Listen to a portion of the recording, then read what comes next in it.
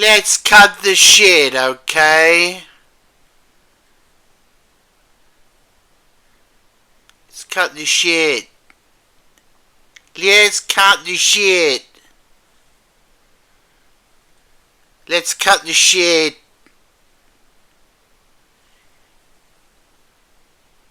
Let's cut the shit.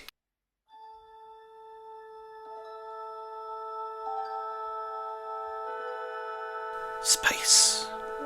A continuous extension interval between planets, stars and other objects. These are the critiques of the critic McElvoy. His continuing mission to review strange new shows, to seek out new work and new bastardizations, to boldly note what no critic has noted before.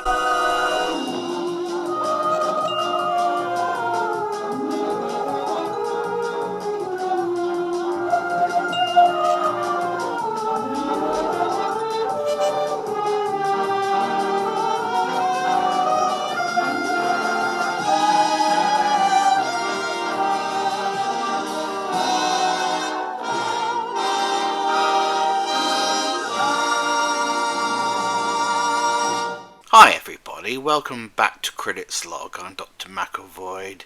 That's not my real name. I've been away for a bit. Where have I been, you ask?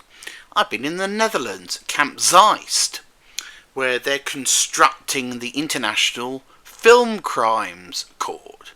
Now, film crimes will also encompass television movies, you'll be pleased to hear. They've just ruled on that point, and that means that Star Trek: Section 31, the TV movie that today was defecated onto Paramount Plus, will be indicted at this grand new institution whose job it is to hold producers, directors, jobbing actors and the like to account for crimes against cinematic culture. Now, I know what you're thinking. You're thinking, fuck me, they're going to be busy. What is this, a 365-day-a-week operation? What, you know? Do they get Christmas Day off? I think they do.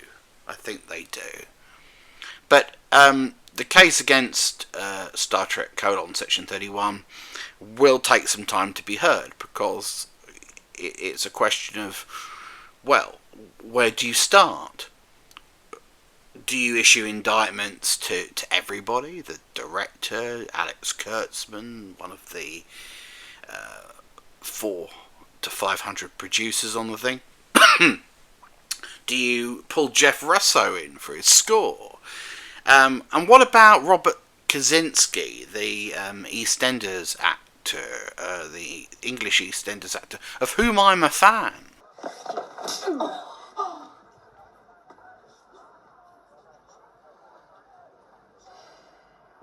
I've seen you, Ruby. Who sort of tried to warn us pre-release. He came on and he said, look, in an ideal world, everybody would just want another 1,000 episodes of TNG, but you know, we can't have that, so we've got to have this sort of shit instead. Thanks for the tip, Rob. I like this man's work. I feel sad that his fandom was corrupted in this way, and that his agent persuaded him that having Star Trek on his CV would be a great thing, irrespective of what iteration of Star Trek it was. I feel like Kaczynski portrayed himself, and as the production went on, and as he realised the horror of it all and how terrible it was going to be, he snuck out. He was a whistleblower. He snuck out a little missive into the world to tell us what was coming. Thank you, Rob. Message received. Does it make up for how awful your performance in this thing was? Not really. But you didn't have much to do, God bless you. And you were the only character who had the decency to commit suicide. So trying to remove yourself from the narrative. you know, I respect that. Really, genuinely.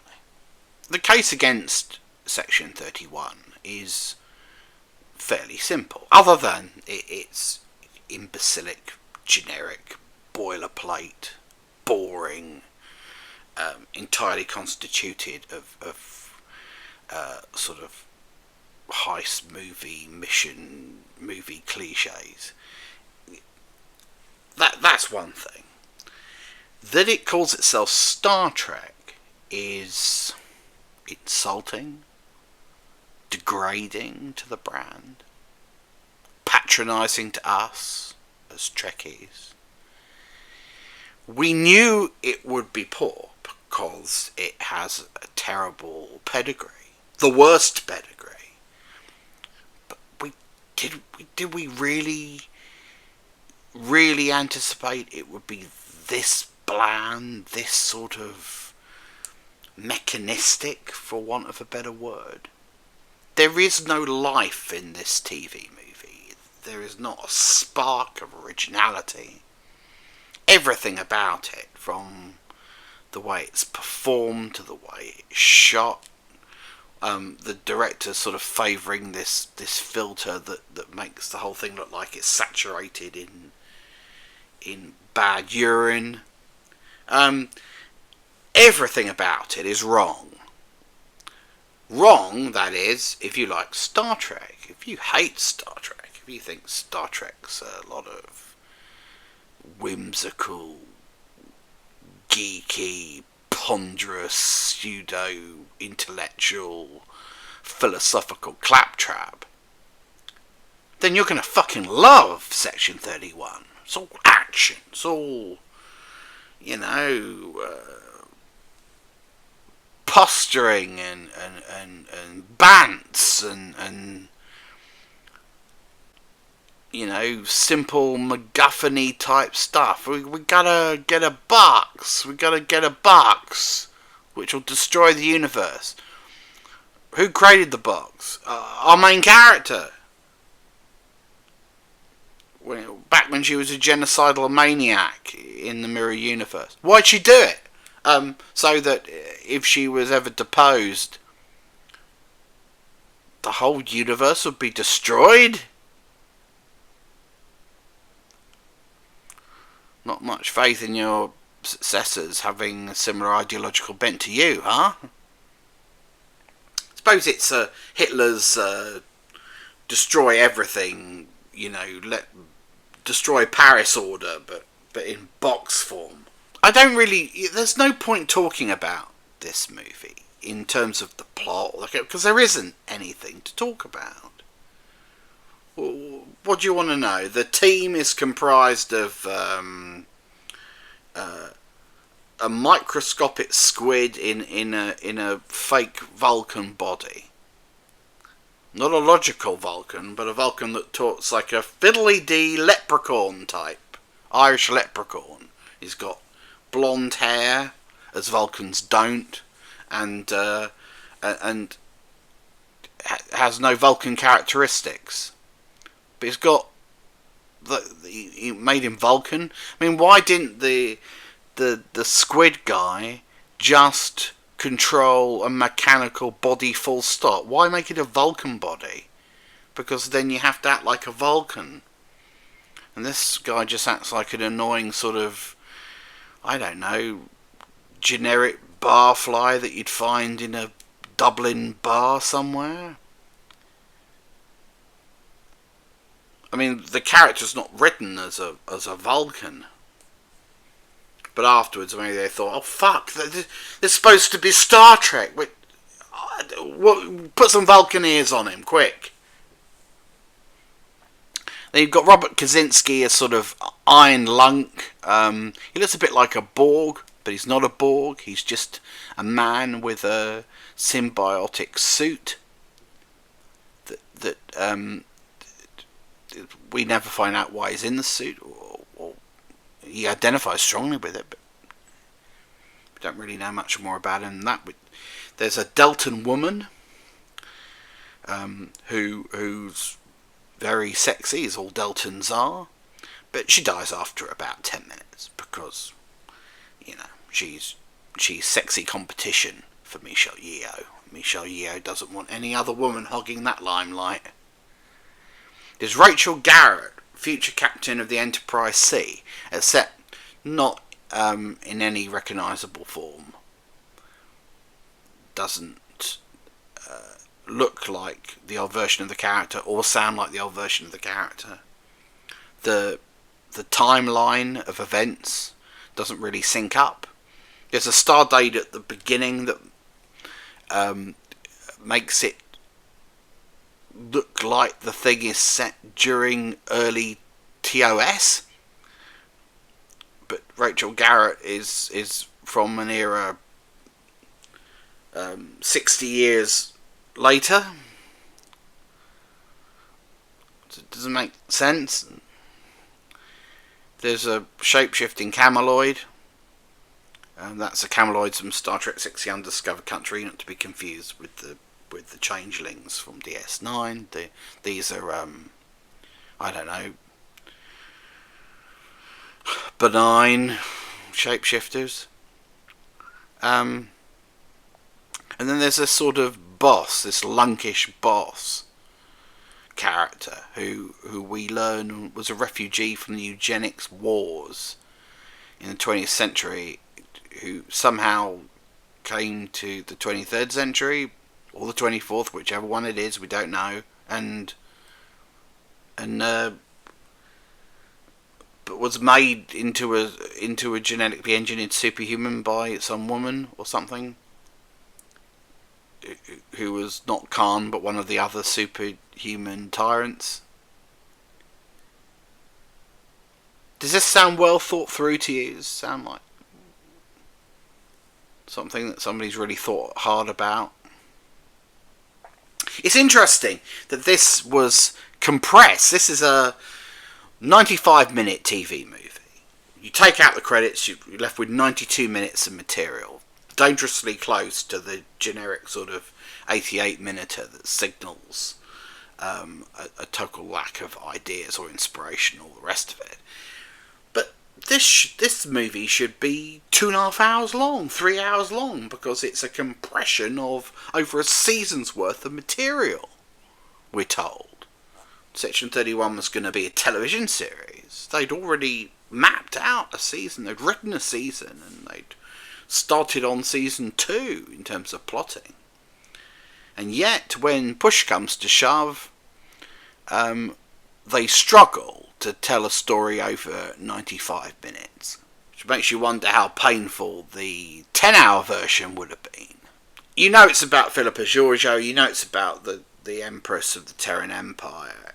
This movie does the old trick of sort of introducing a hitherto unknown lost love and opposite number who turns out to be her nemesis in the present day. It's a sort of well-worn trope. It's, you know, you've seen it in everything from James Bond to Mission Impossible to God knows what else, and here it is again. We don't need to go through it. We don't need to go through the cliches and the terrible dialogue and the fact that at one point Philippa, who struggles to pull off any real nationality, is posing as a woman called Madame de Franck.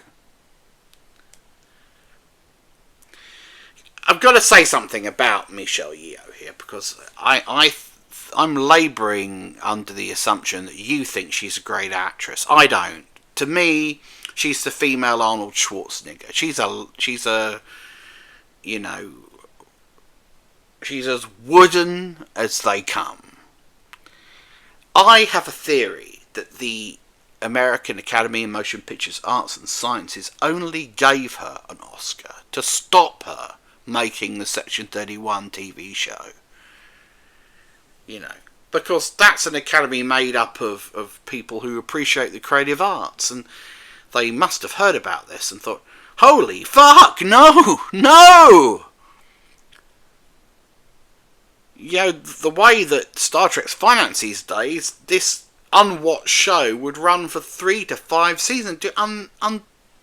imaginable damage to the Star Trek brand. We must stop it. How can we stop it? Well, the only way we could stop it is if Michelle Yeoh is constantly in demand all of a sudden. Well, that's not going to happen, is it? I mean, she's fucking terrible. Have you seen her? Yeah, she's awful. Well, what do we do? Give her an Oscar. Because if she's an Oscar winner, there's no way that Alex Kurtzman would be able to have her for 5 years. Do you think that'd be enough to kill Section 31? I don't know. Alex Kurtzman's pretty determined to shut it out. But I don't see how he possibly could. Well, they found a way. Because Kurtzman has flattered Michelle Yeoh into believing that she's the linchpin of the Star Trek universe. So she generously cleared her schedule so they could make this one-off piece of shit.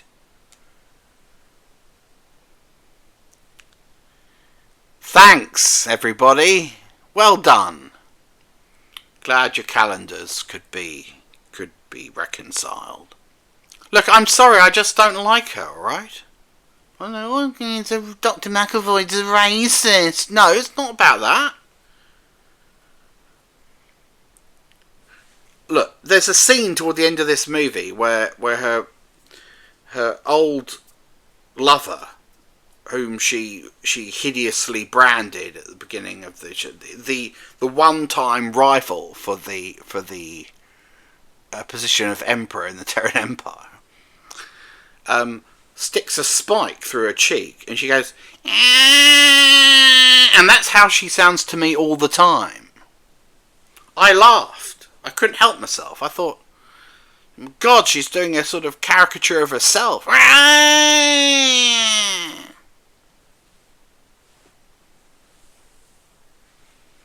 Horrible. She's got no place in Star Trek at all. Her character was always a ridiculous vanity project on behalf of Discovery's writers. Why did they ever believe that a character who had killed billions could be redeemed in any way? Or that she could be endearing to the crew of the Discovery in some fashion, become a team player? The audience is supposed to like her because she's sassy, she's a bad bitch, she doesn't give a fuck. You know, she says things like, I'm going to kill you all, I'm going to slaughter you all. We're supposed to think, God, gee, I love her, she's wonderful. But she hasn't done the work to establish herself as such a bold and enticing personality that she's like a lovable villain. It's not like Q, who is funny and mischievous, but we imagine, we intuit that he has got some good qualities, some values, and they can be coaxed out of him, and we see that over the course of TNG. It's not like that. This is just, making this character the centre of attention is just outright weird. And it's weirder still because she is a void as far as charisma is concerned, or wit. She has no endearing qualities at all as a character, but we're supposed to cheer her on as a sort of anti-hero. I mean, this TV movie establishes her anti-hero credentials by having a fucking killer family at the beginning. Well, I stood up and applauded. I can't wait to follow this woman.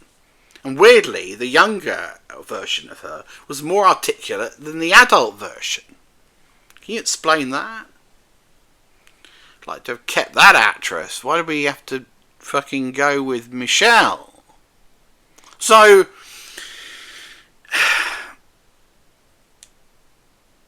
the whole thing is a horrible waste of time. The worst character spun off from the worst version of Star Trek ever made.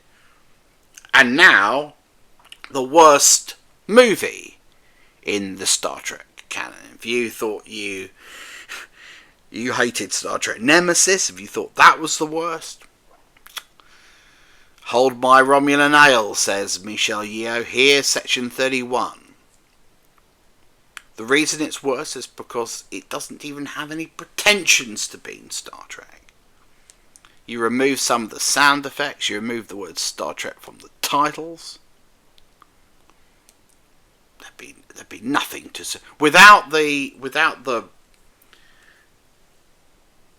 universal branding and labels, there would be absolutely nothing that would point to this being Star Trek. It's anonymous as far as the Star Trek universe is concerned. And insulting to Star Trek fans who, have now been starved of the real thing since, well, when do you draw the line, you see? I would say it was all over probably when DS9 ended, or Voyager ended. No, that's not fair. That's not fair. Enterprise is Star Trek. So since 2005, we haven't had Star Trek since 2005. 20 years we've waited. And now we have this crap being released in its name. The imposter wearing its clothes. When's it going to end? I mean, we now know that Star Trek Discovery is allegedly no longer canon. Star Trek Lower Decks, before it threw itself on a space grenade, finally gave up the ghost, was good enough to establish that Star Trek Discovery existed in a different universe, in which case so too does Philippa Giorgio, in which case so too does this crap. So if it's not part of the canonical Star Trek universe, the Star Trek universe as depicted from 1966 to 2005, why the fuck are we watching it?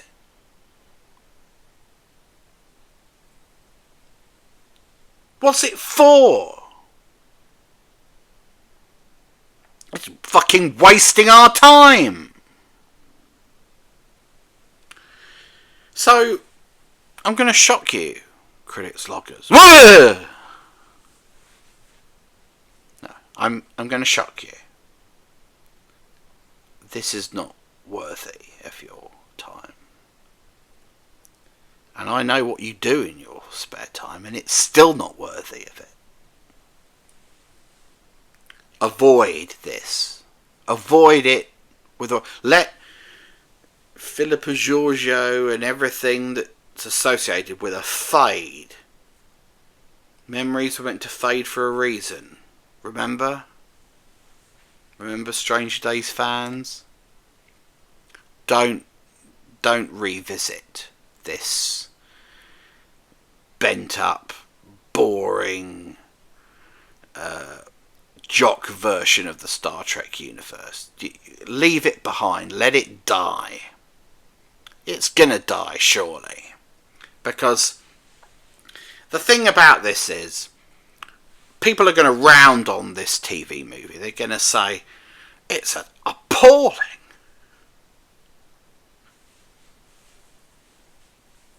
This isn't Star Trek. This is appalling.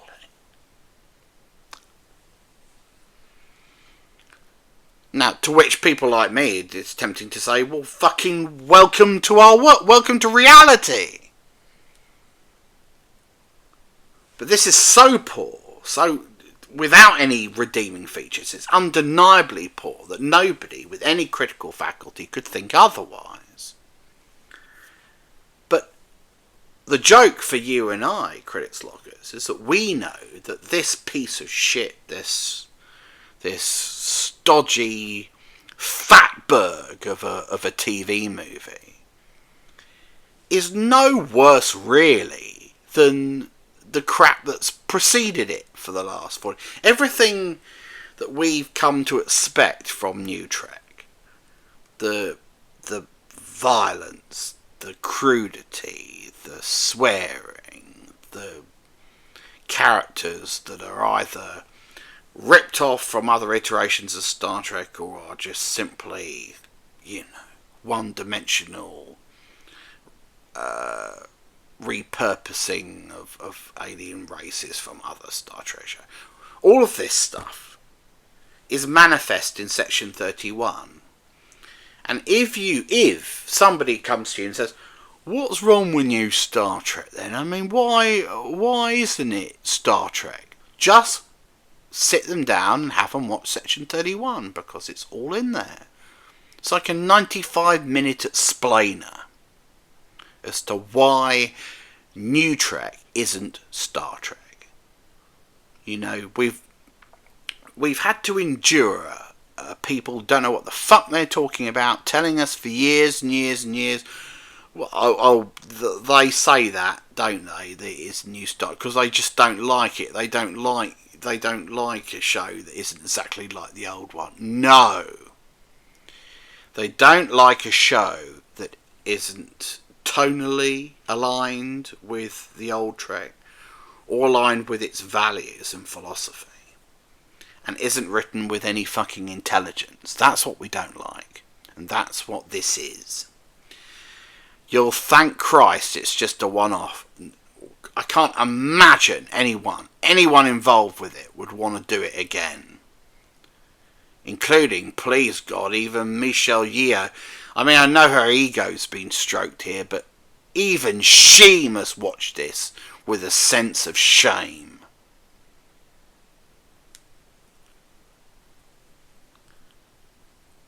I mean, it could be worse. Imagine if she, signed up to 5 seasons of this shit.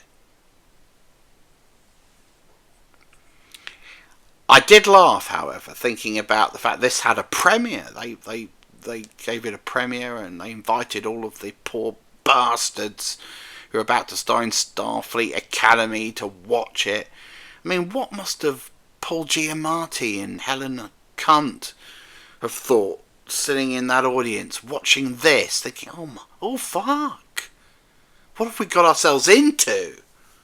Is it too late to call my agent and get out of it? Why did they sign on in the first place?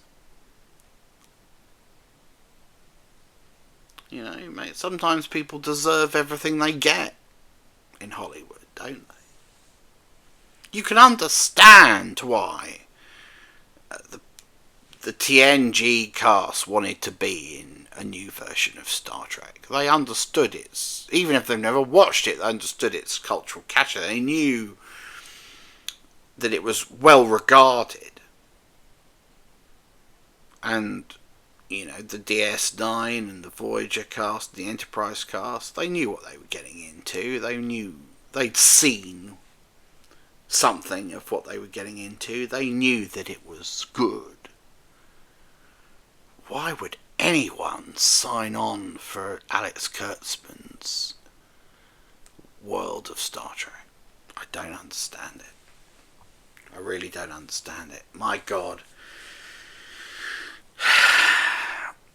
Well, they'll all be there, though, all those actors and all their agents at the Film Crimes Court in The Hague at Camp Zeist.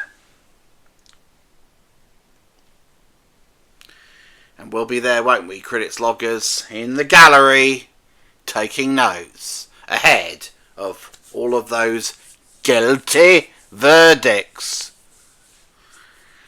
So that's it for now, ladies and genitals. Thank you for watching this. Section 31 is streaming on Paramount Plus now. Don't watch it. We'll be back for what? I don't know. What comes first? The new season of Strange New Worlds, Starfleet Academy? I don't know. Whatever it is, whenever it is, we'll be there. Won't we? Well, in body, if not in spirit. Until then, this is Dr. McAvoy saying,